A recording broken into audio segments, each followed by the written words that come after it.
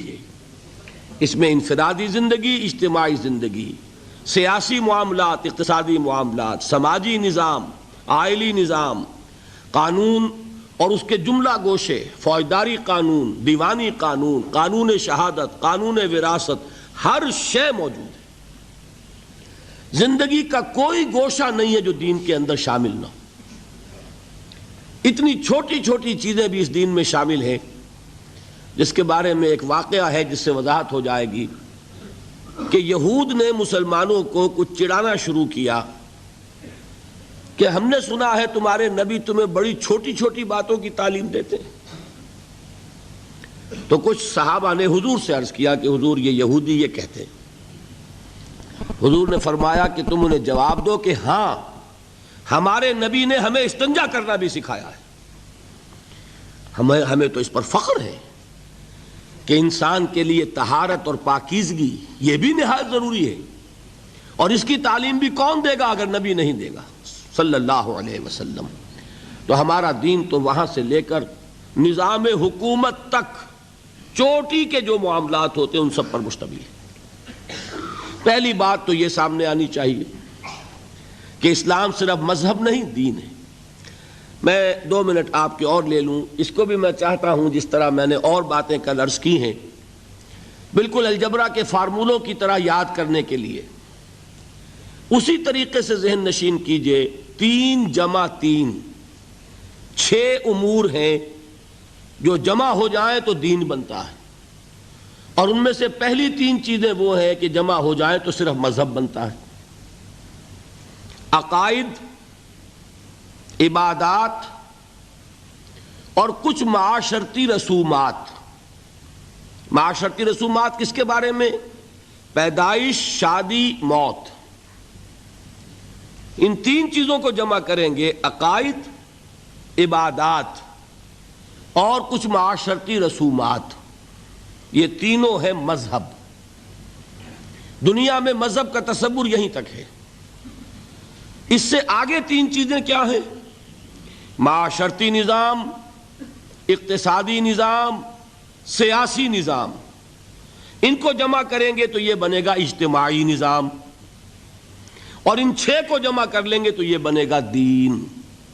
یہ 6 چیزیں مل کر دین اسلام کی تکمیل ہوتی ہے۔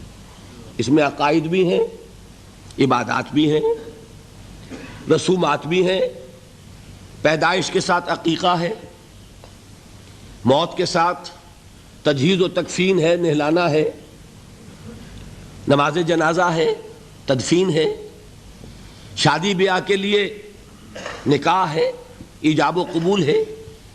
یہ تمام چیزیں بھی ہیں، لیکن ایک مکمل آئینی نظام، مکمل معاشی نظام، مکمل سماجی نظام، مکمل سیاسی نظام بھی ہے۔ تو 3 جمع 3 جمع کیجئے تو یہ در حقیقت دین بنتا ہے۔ پہلی تو اصل میں ضرورت اس بات کی ہے کہ اسے خوب اچھی طرح ذہن نشین کر لیا جائے۔